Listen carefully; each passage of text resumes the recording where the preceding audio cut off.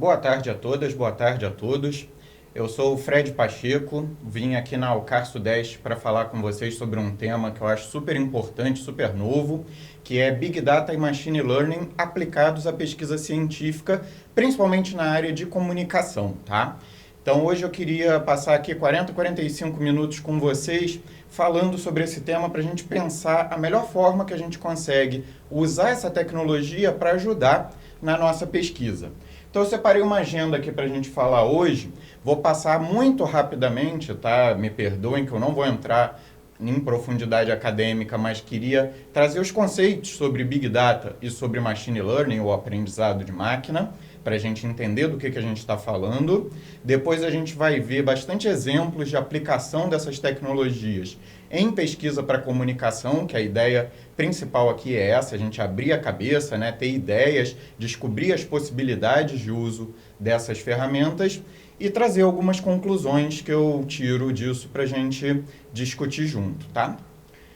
Deixa eu me apresentar antes de mais nada, meu nome é Fred Pacheco, eu sou professor de cursos Lato Sensu há mais de 15 anos, sou carioca, mas morei aqui em São Paulo durante 15 anos, agora estou de volta lá no Rio, sou formado em comunicação, fiz mestrado na Unifesp e agora estou fazendo meu doutorado de volta na mesma faculdade que eu fiz a graduação, que é a UFIA, a Universidade Federal Fluminense, lá do Rio de Janeiro, tá? Sou professor da SPM, da Business School de São Paulo. Já estudei também um semestre lá em Stanford, nos Estados Unidos, fiz um MBA na FGV. Então eu tenho esse problema, né, de gostar muito de estudar e juntar esses conhecimentos todos, né, usar tudo que eu vi em cada área para a gente trabalhar, para a gente otimizar a nossa pesquisa. E profissionalmente já trabalhei em agência, já trabalhei em empresas, já trabalhei em veículos e destaquei aqui o tempo que eu passei no Itaú como consultor de inovação, onde eu fiz vários projetos de Big Data e Machine Learning. Então, queria trazer um pouquinho disso aqui para a academia, para abrir os horizontes, né? A gente pensar junto nas possibilidades, tá? E além de tudo isso, agora sou doutorando com bolsa da CAPES, lá na UF, e sou mentor voluntário para empreendedores de baixa renda, que é super importante a gente ajudar o mercado a rodar também, né? Então vamos começar falando de Big Data, tá? Como eu prometi para vocês. O que é Big Data? Então eu trouxe aqui um post do Dan Ariely, ele é um dos principais pesquisadores do tema lá nos Estados Unidos. Ele fez essa publicação aqui já tem mais de 10 anos, então tem que contextualizar, mas ele dizia na época que Big Data era que nem sexo entre os adolescentes. Ninguém sabia direito o que era aquilo, mas todo mundo falava que já estava fazendo, então você achava que todo mundo estava fazendo e falava também que já estava fazendo, né? 10 anos depois, claro que mudou bastante coisa, mas eu diria que na academia eu ainda vejo muito dessa situação, sabe? A gente fala muito o termo Big Data, mas pouca gente aplica de verdade, é um grande desperdício, tá? É isso que eu quero conversar com vocês hoje. Se a gente for buscar a origem do Big Data, a gente vai ver que ele surgiu em 1997 dentro da NASA, porque eles precisavam lá na Agência Espacial Americana, né, trabalhar uma infinidade de informações que modificavam muito rápido, porque eles trabalhavam com peso de corpos celestes, campo gravitacional, interação de um planeta com outro, quando muda a posição, como é que influencia todos os outros. Então eram muitos cálculos, muitos dados, né? E aí eles criaram esse termo Big Data, que depois veio para a academia e para o mercado, né? Basicamente, é a área da ciência que fala sobre o uso de grandes quantidades de dados, tá? Mas a gente vai definir um pouquinho melhor aqui para frente. E hoje em dia ele é muito importante por causa dos canais digitais, né? Que como a gente vai ver, no online a gente está gerando dados o tempo todo, né? Dado de relacionamento, dado de compra, dado de comentário, então tudo virou Big Data, tá? Para a gente ter uma ideia do avanço disso, aqui eu trouxe um gráfico sobre o interesse pelo tema, né? A quantidade de buscas que as pessoas fazem do termo Big Data no Google. E aí a gente vê que teve um salto desde 2012, né? Foi o ano que isso realmente caiu no mainstream e virou assunto para todo mundo, tá? Pensando em pesquisa acadêmica aqui no Brasil, a gente vê que foi mais ou menos na mesma época também que começou o boom, né? A gente teve um primeiro paper lá em 2008 na Unicamp, na verdade era uma dissertação, tá? Que foi publicada, que eu estou pegando só dissertação e tese, não artigos. E depois ficou 4 anos, até que em 2012 começou esse crescimento, né? Hoje a academia já pesquisa bastante de Big Data, mas eu acho que ainda usa muito pouco para ela mesma, sabe? Fazer um meta-uso do Big Data, que é o que eu estou provocando hoje. Então, trazer um modelo aqui, como bom professor que sou, eu adoro um modelo visual, né? Para a gente entender. O banco de dados tradicional, que eu gosto de brincar e chamar de Small Data, esse termo não existe, mas eu uso só para contrapor. O banco de dados tradicional, ele é estruturado, que a gente chama, né? Então, cada item lá dentro tem uma tabela de dados, tem uma estrutura, tem os campos, né? Um Excel, né? Tem ali a linha nome, endereço, CPF, sei lá, valor da compra, tudo organizadinho e você tem sempre a mesma estrutura.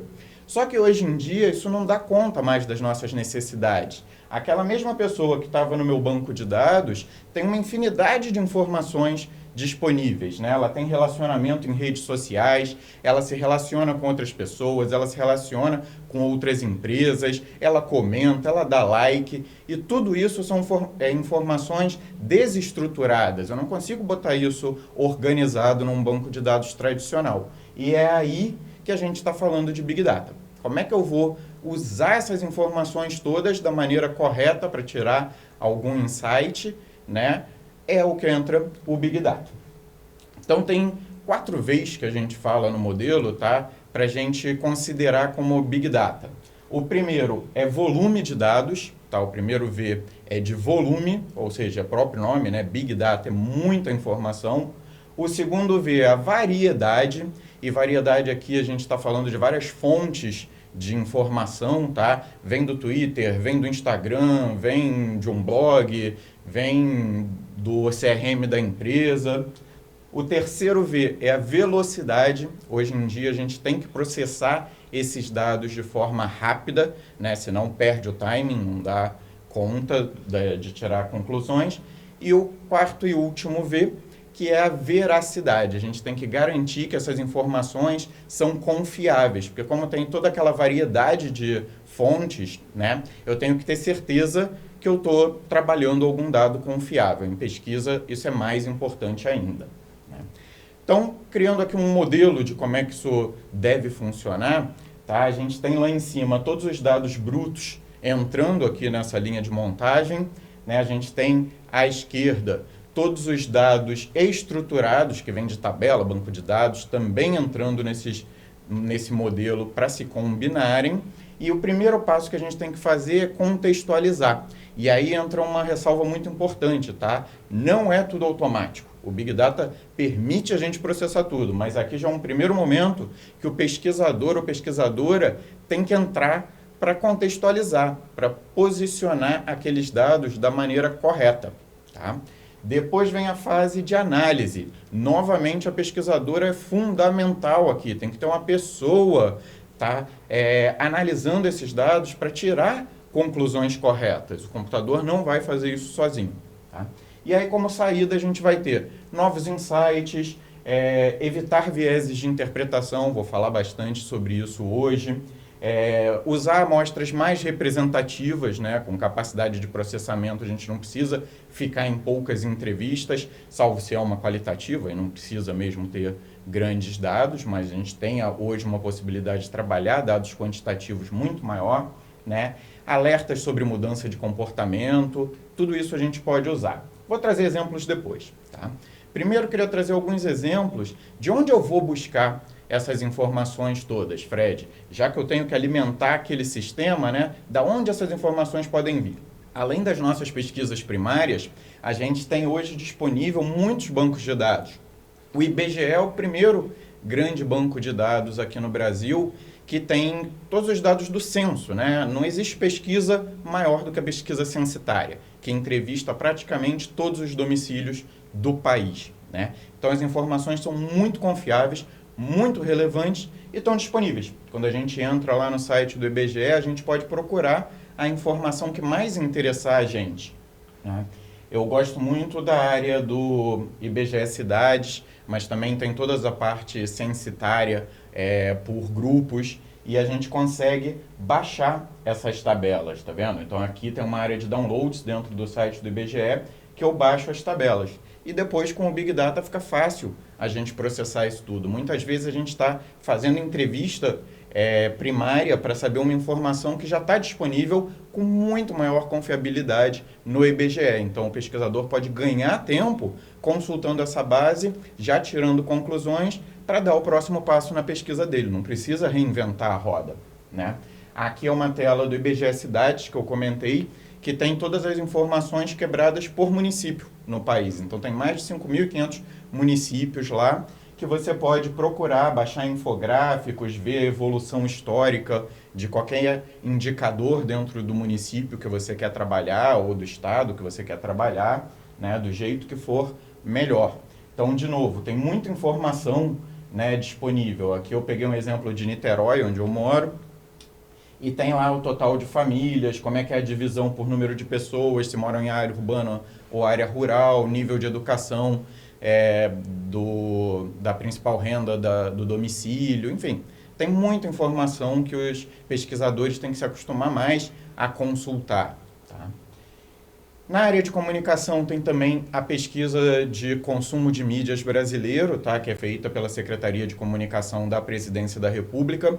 Então eles fazem uma pesquisa muito parruda também sobre consumo de mídia e tem muitas informações que já adiantam muito as nossas pesquisas acadêmicas, tá? Por exemplo, só trouxe 2 exemplos aqui. Uma coisa que eu vejo muitas pessoas indo perguntar, né, fazer primário, mesmo já tendo pronto, se tem acesso à internet, por qual dispositivo as pessoas costumam acessar a internet. Então tem lá e tem com quebra por estado, por município também, tá? Outra pesquisa que é super rica, outra informação, desculpa, dessa mesma pesquisa, que é super rica para a gente tirar insights e continuar a nossa pesquisa, né? É o nível de confiança que os respondentes têm, nesse caso aqui eu peguei como exemplo, as notícias que são circuladas pelo rádio. Então, hoje em dia tem muita pesquisa sobre fake news, né? Que está indo perguntar isso de novo. Não precisa. Vamos pegar essas informações, jogar no nosso Big Data e trabalhar a partir daí. Aí sim a gente vai a campo aprofundar, entender, fazer pesquisas quantitativas e qualitativas, principalmente, em cima disso, né? Já sabendo o percentual de pessoas que confiam nas notícias do rádio, vamos entender por que eles confiam, por que eles confiam mais nisso do que na internet, por exemplo, mas a gente já parte de um número bastante confiável. Tá? E outra questão importante no Big Data é a quantidade de informações que é gerada o tempo todo online, né? A gente tem milhões e milhões mesmo, mais de uma centena de milhões de usuários de internet no Brasil, gerando dados o tempo todo, criando conversas, né? Interligações, um grafo ali de relacionamento. E se a gente conseguir estruturar essas informações, tem muita riqueza para a gente, né? Ontem aqui, no intervalo entre palestras do Alcar, estava conversando com um colega meu do doutorado lá na UF também, que ele estava falando, ele fez uma brincadeira com um termo que eu achei muito rica, né?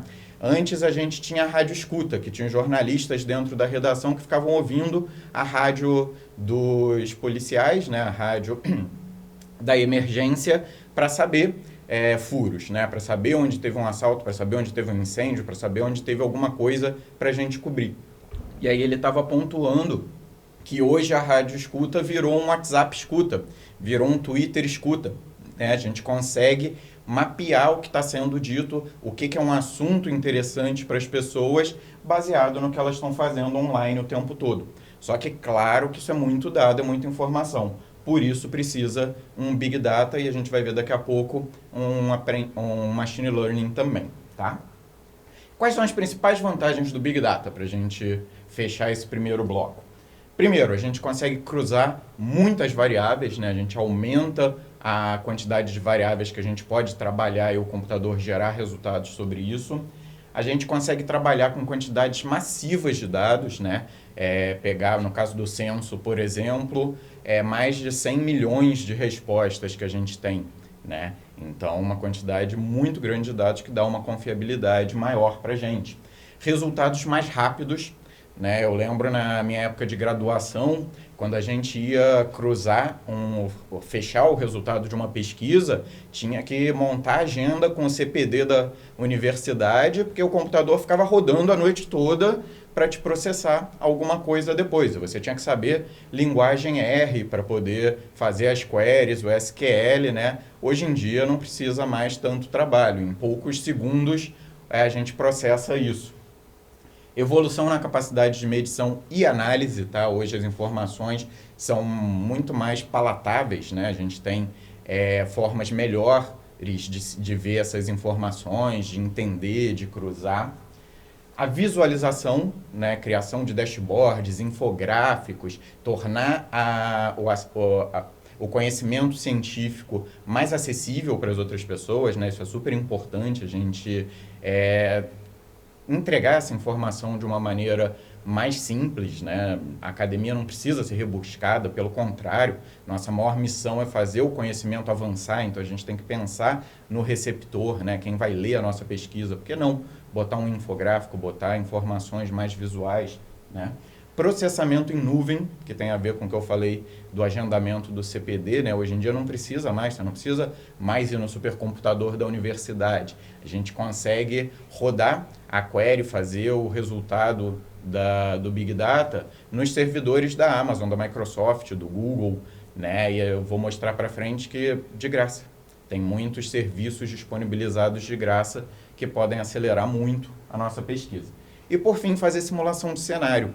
Essa é uma área muito legal também quando a gente pensa em pesquisa acadêmica. Com Big Data a gente consegue simular cenários. Se tal variável modificasse, o que aconteceria nas outras variáveis, né? Então, eu posso criar e testar hipóteses, né? Eu posso criar uma hipótese de que, não sei, com o avanço do uso dos canais digitais, as pessoas vão se tornar mais isoladas. Com Big Data a gente consegue mexer nessas variáveis e gerar um resultado, né? Como que isso aconteceria, tá? Mas a gente volta a isso. Como eu falei, é só uma visão do Big Data que eu trouxe para vocês. Mas quem quiser aprofundar mais, tem cursos disponíveis gratuitos, né? Esse aqui do Coursera da Universidade da Califórnia de San Diego é muito bom, eu recomendo e é de graça. Podem ir lá se inscrever e fazer o curso. Vamos agora passar para a segunda parte, que é o aprendizado de máquina ou machine learning, tá? O que isso tem a ver com Big Data? Na verdade, tudo. Porque uma coisa é a gente conseguir processar muitas informações, né? Mas a outra é a gente automatizar a análise disso. Então, machine learning é uma área bem mais antiga que a Big Data, na verdade, tá? Ela já tem pesquisa na academia há muitas décadas e ela começou a ter resultados palpáveis, né? Botar isso em prática com jogos, com xadrez, com pôquer, tá? Mas não é só aí que ela funciona. O primeiro paper de inteligência artificial foi publicado em 1950 lá nos Estados Unidos, tá? Então, 70 anos já de pesquisa. Em 56 se tornou um campo de pesquisa formal, né, na academia. Em 97, o Deep Blue, computador da IBM, que usava a inteligência artificial, ganhou o torneio de pôquer contra o Kasparov, que era o campeão mundial humano, né, de xadrez, e ali foi a primeira grande demonstração do potencial da inteligência artificial, de alguma forma superando o próprio cérebro humano, né, que ele tenta mimetizar, mas eu vou falar disso também. Em 2011, o computador ganhou o Jeopardy, que é um jogo de perguntas e respostas lá nos Estados Unidos. Em 2013, começou a ser mais usado mesmo em empresas e pesquisa, tá? Se aproveitarem disso, que é, nossa, uma mão na roda, vou mostrar exemplos. E em 2017, ele venceu o torneio de pôquer. Ah, Fred, mas por que é importante repetir? Já sei que ele ganhou de xadrez, por que falar do pôquer? Porque pôquer é um jogo que, diferente do xadrez, não é matemático, né? No xadrez foi a primeira conquista da inteligência artificial, mas era uma coisa muito matemática. Você tem um número limitado de movimentos para cada peça. Então, o computador conseguia simular melhor que um humano quais são as possibilidades e escolher a melhor jogada.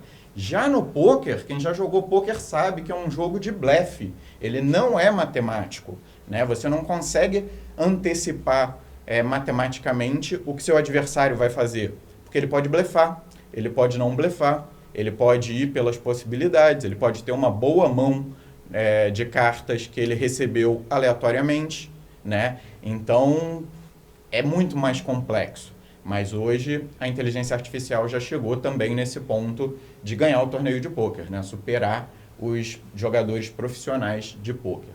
Tá? Para fazer a mesma visão histórica, né? Aqui no Brasil, falando de dissertações e teses publicadas, né? A gente começou em 84 e teve um crescimento muito forte a partir de 2016. Tá? Nos dois tem uma quedazinha nos últimos anos, mas aí é mais por causa da pandemia, né? Que teve menos coisa publicada porque as universidades ficaram fechadas, virtualizadas, né? Então teve uma queda, mas a gente continua nessa crescente, bastante pesquisa na área. Para posicionar academicamente, né, a gente tem primeiro a grande área do CNPq aqui no Brasil, que são as ciências exatas e da Terra. Dentro dessa grande área a gente tem a ciência da computação e lá dentro ficam as pesquisas de inteligência artificial. Tá? Fica circunscrito academicamente em ciência da computação, mas a gente vai ver que pode ser usado para tudo. Quem pesquisa está lá, mas o uso é livre para quem quiser. Né? E para especializar mais, dentro da inteligência artificial a gente teve algumas subdivisões. Porque lá no início da pesquisa de inteligência artificial, o objetivo era fazer o computador imitar a mente humana em cálculos matemáticos que o ser humano não consegue fazer de cabeça. Então, a máquina processava muito mais cálculos matemáticos. Só que com o tempo, ironicamente, isso se inverteu. Os cálculos matemáticos hoje são fáceis em qualquer computador, então surgiu a área do aprendizado de máquina, que é tentar fazer o computador similar o aprendizado humano, porque isso é muito mais rico, né? Antes a gente tinha que programar os computadores para ele executar uma ação. Um neném a gente não programa, ele aprende sozinho, né? Depois de um tempo ele aprende a ficar em pé e andar, depois de um tempo ele aprende a falar, ele aprende a entender ironia, ele aprende a fazer muitas coisas, né? Essa é a grande maravilha do cérebro humano. E o aprendizado de máquina ou machine learning é você transportar isso para dentro dos computadores também. Eles terem a capacidade de aprender uma atividade sem precisar ser programado. E indo mais a fundo ainda, a gente tem o Deep Learning, tá? Que o Deep Learning é usar redes neurais, que é uma mimetização mesmo da maneira que o cérebro aprende, para o computador aprimorar e ficar cada vez mais otimizado, tá? Mas eu vou trazer exemplo de tudo isso. E uma coisa importante é que tem um cruzamento muito forte com a área de estatística, tá? Tanto a inteligência artificial, mas principalmente o aprendizado de máquina e o Deep Learning são muito fortemente baseados em modelos estatísticos. Antes a gente já tinha equações de regressão linear, muita coisa na estatística, para ajudar a descobrir insights, a ter um certo aprendizado. E aí a área de inteligência artificial se apropriou disso tudo para dar esse passo além que eu falei, que é aprender a fazer as atividades simples. Aí que está a ironia. Antes eram cálculos matemáticos complexos, agora são atividades simples. Por exemplo, saber que uma maçã é uma maçã. Né? Para um humano isso é muito evidente. Se você bota uma maçã e uma banana, ele sabe o que é. Mas ninguém disse para ele como é que ele ia saber. Tá? E a ideia do machine learning é fazer o computador chegar nisso também. Tá? E a gente tem vários tipos de machine learning também. Hoje eu vou trazer para vocês de exemplo o aprendizado supervisionado. Tá? Como é que funciona isso? Imagina que eu quero ensinar o meu computador a reconhecer bicicletas em imagens. Tá? Então, tradicionalmente, sem machine learning, eu ia ter que criar um programa, né, numa linguagem, seja Python, seja C, seja o que eu quiser, né, com uma ordem do tipo, se você identificar na imagem 2 rodas, é uma bicicleta. Pô, legal. Só que aí eu vou dar essa imagem aqui para o computador. Aí ele vai olhar, bom, tem 2 rodas, então é uma bicicleta. Só que, na verdade, é uma bicicleta elétrica, mas ainda é uma bicicleta. Beleza, funcionou. Aí eu dou essa imagem. Aí ele vai ver lá, tem 2 rodas, é uma bicicleta. Só que aí eu vou ter que aumentar meu programa, né? Eu achei a primeira falha. Eu vou falar, não, Às vezes vai ter 2 rodas, mas não é bicicleta. Então, se tiver 2 rodas, mas tiver um escapamento também, um motor, não é bicicleta. Legal, ele aprendeu. Aí depois eu mostro essa imagem aqui para ele. Ele vai falar, opa, é uma bicicleta. Só que aí eu tenho que ir lá e melhorar o programa. Não, isso não é uma bicicleta, né? Isso é uma scooter. Então, o que eu vou dizer para ele? Para ser uma bicicleta mesmo, tem que ter 2 rodas e ter pedal. Legal, comecei a aprender mais. Olha o problema aí de novo, né? Essa aqui tem 4 rodas, então ele vai classificar que não é bicicleta. Não, mas é bicicleta. Então, vou ter que ir lá no programa e falar, se tiver 2 rodas principais e mais 1 ou 2 rodinhas pequenas, é uma bicicleta também. Está percebendo como é complexo, longo e trabalhoso esse processo todo? A Machine Learning é para a gente não precisar criar essa programação toda. Então, como é que eu vou fazer?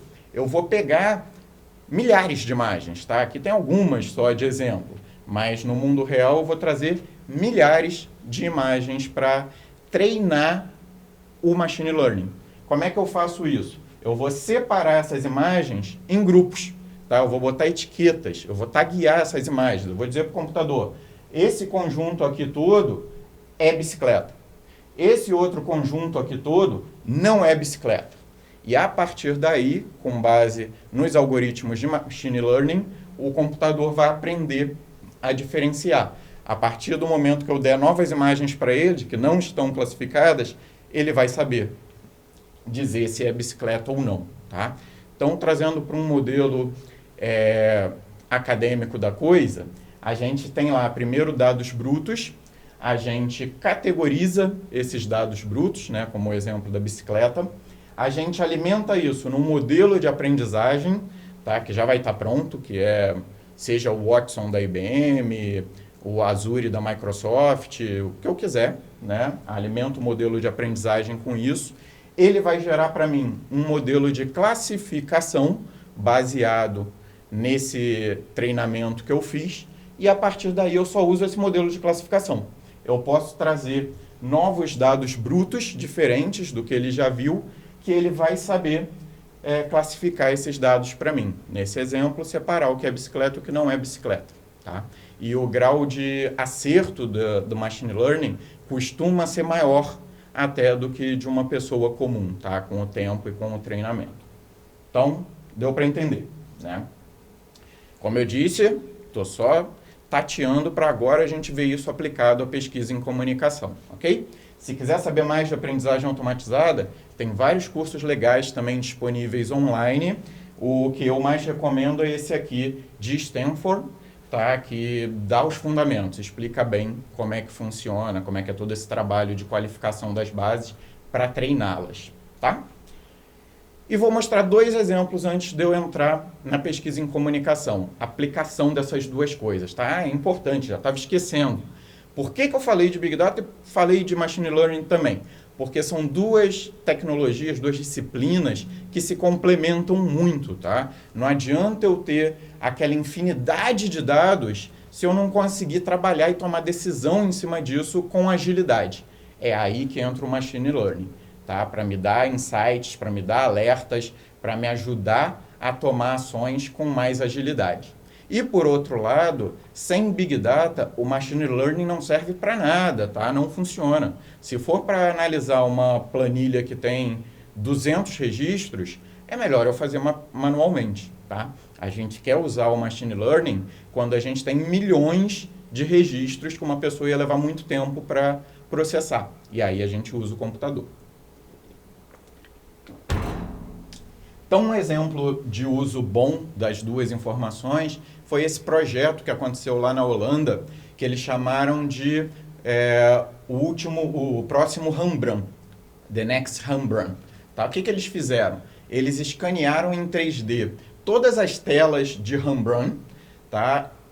Cronologicamente, e deram para o computador analisar isso, entendendo a ordem que Rembrandt pintou cada uma. E o computador fazia uma análise de espessura da tinta, cores que o Rembrandt usava mais, o que ele tendia a retratar nos quadros dele. E com base também na cronologia, ele conseguiu projetar como é que seria o próximo quadro se Rembrandt tivesse pintado mais um antes de morrer. tá? Baseado na pressão de pincel, nas cores escolhidas, no tipo de tinta, se ele estava ficando mais dark com o tempo, se ele estava ficando mais alegre com o tempo, o que ele costumava retratar, paisagens, pessoas, homens, mulheres, né? Então, com base em tudo isso, ele criou esse quadro aqui, que é o Next Rembrandt.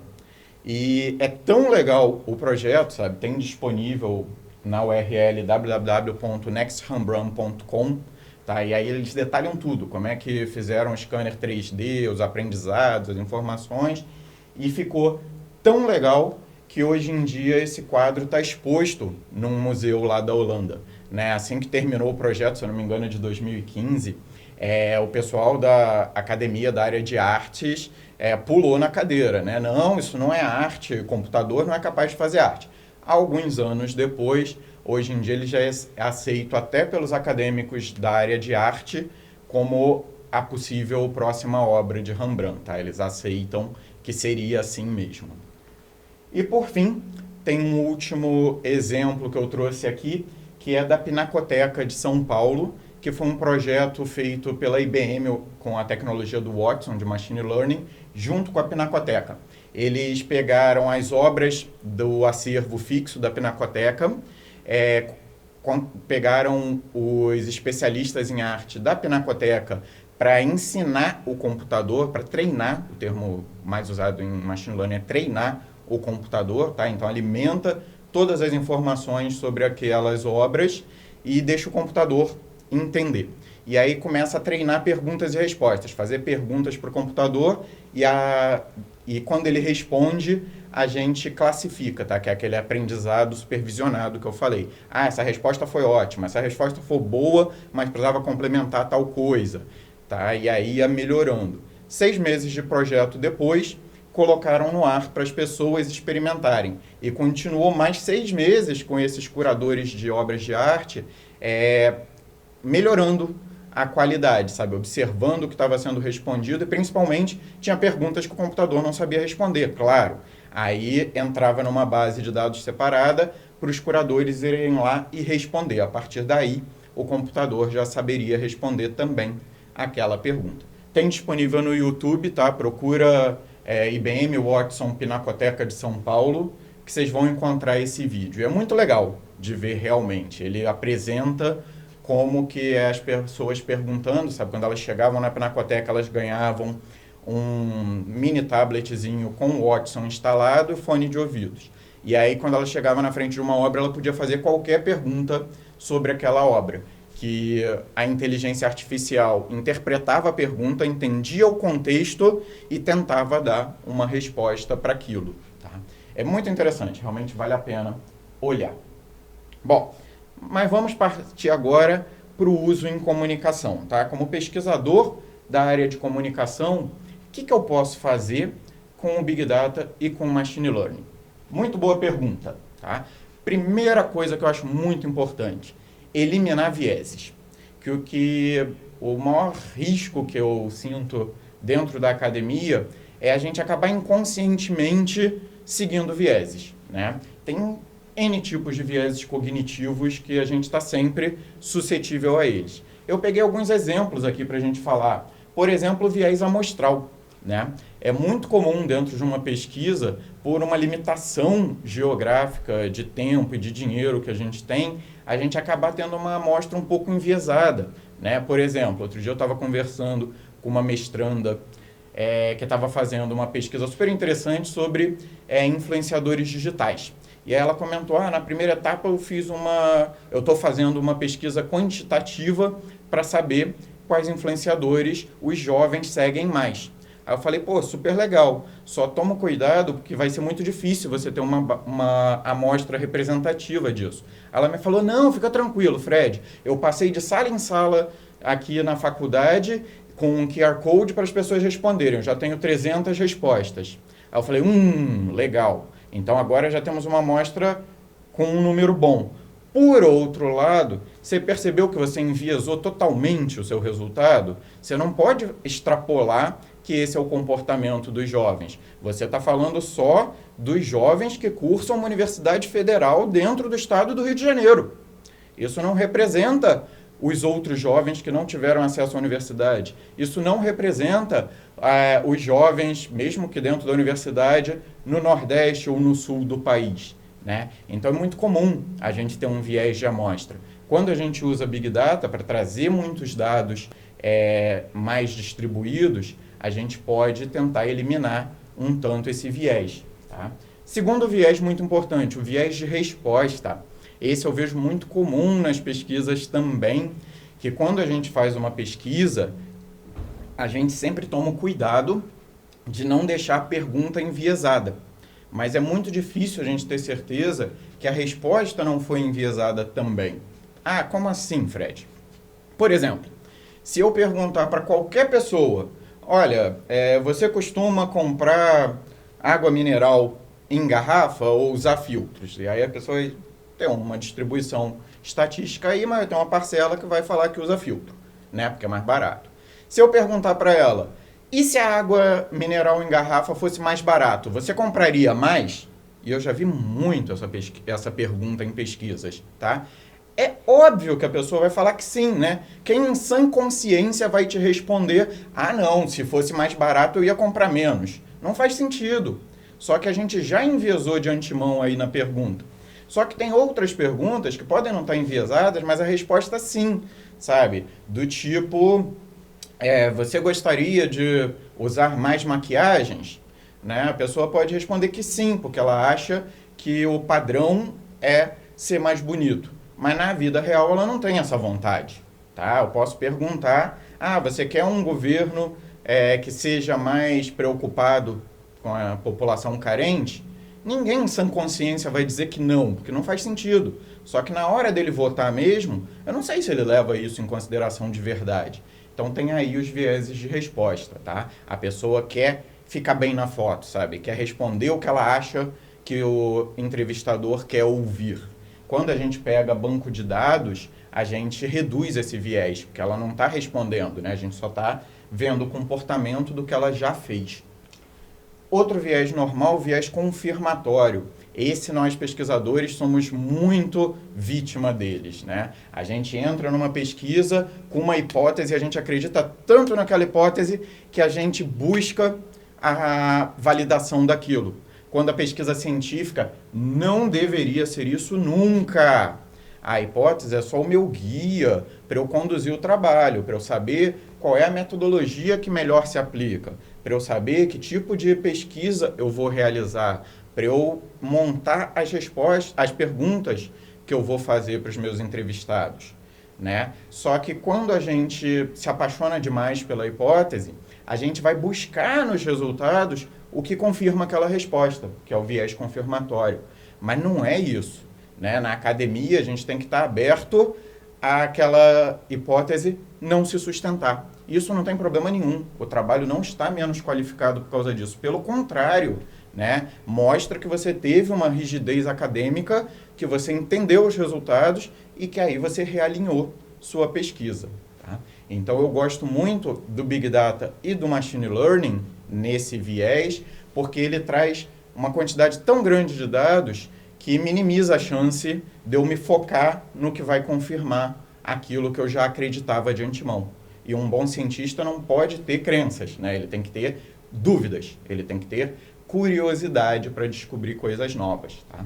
E aí, além do Big Data, o Machine Learning entra muito importante, porque eu posso treinar a máquina para fazer as análises. Assim, eu evito os meus vieses, né? É claro que na hora de contextualizar, escrever a conclusão, eu vou ter meu viés. É impossível eu não ter nenhum, tá? Mas eu reduzo, pelo menos. Eu deixo o Machine Learning fazer a análise, apontar as variáveis que são mais relevantes para tentar diminuir esse viés. E, por fim, o viés da percepção, né? Que está muito ligado ao anterior, né? Que quando eu já tenho uma ideia pré-concebida, eu só consigo enxergar aquilo. E é bom o Machine Learning ajudar a gente para não acontecer isso. Tá? Bom, aqui eu trouxe um exemplo de perfil médio de uma entrevista feita, né? O perfil da amostra. Tem ali uma renda média de, por exemplo, R$ 1.800, 51% eram do sexo feminino, 49% masculino.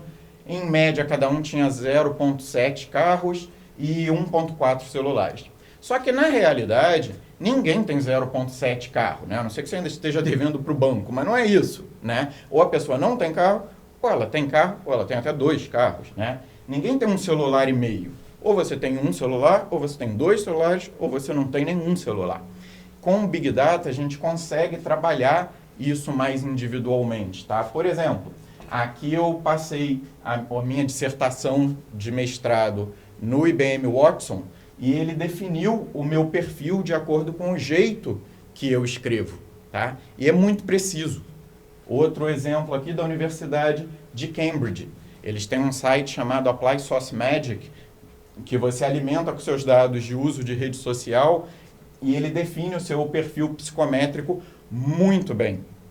Então, se a gente pede autorização para os nossos entrevistados, tá, para aplicar um teste desse, automaticamente, sem precisar fazer nenhuma pergunta, a gente já consegue segmentar as pessoas para fazer uma análise comparativa entre o perfil daqueles entrevistados. Olha que coisa legal para a pesquisa acadêmica, né?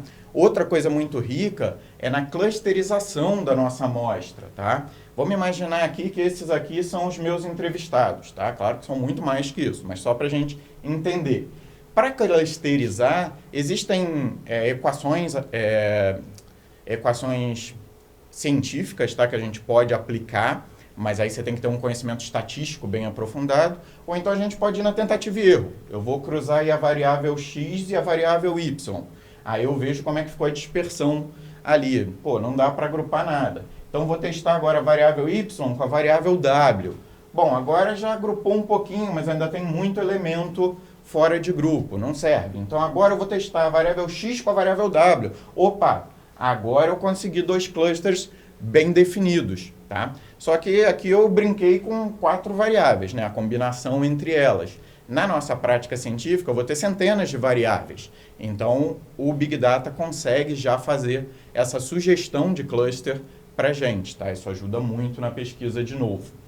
A gente tem que fugir de hipóteses equivocadas, tá? O mais natural, se eu estou analisando, por exemplo, o consumo de produtos para bebês, né? Eu vou entrevistar quem tem filho, de preferência quem tem filho novo, né? Só que quando a gente pega um dado prévio, né, a gente vai descobrir que 39% das pessoas que compram itens de criança e bebê não têm filhos, porque eles dão de presente, né? Então é quase metade.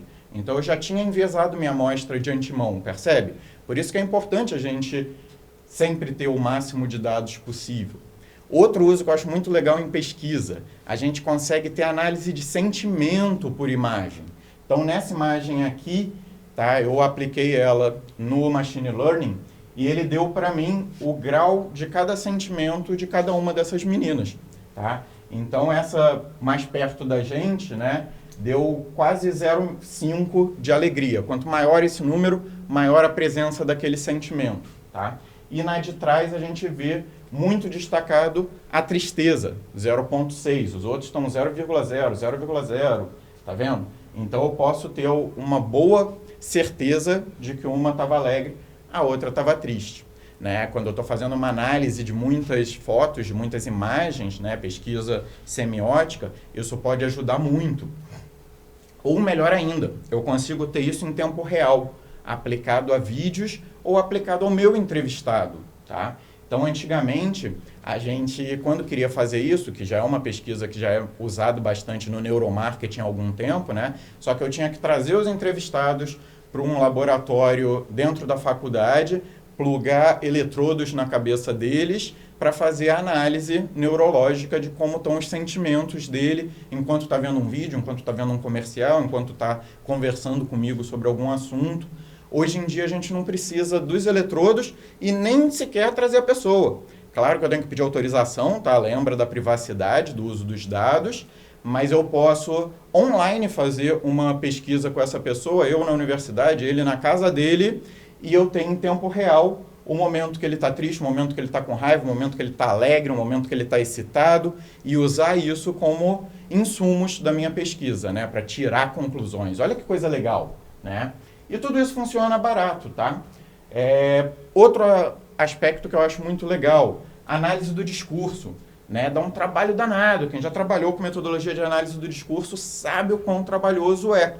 Mas existem muitas ferramentas hoje que a gente pode alimentar um conteúdo, um artigo de jornal, ou uma edição inteira do jornal, ou, sei lá, todas as capas do jornal de um ano e fazer uma análise do discurso ali. As palavras que mais se repetem, aqui eu peguei o exemplo, uma matéria do Globo cobrindo um debate da última eleição.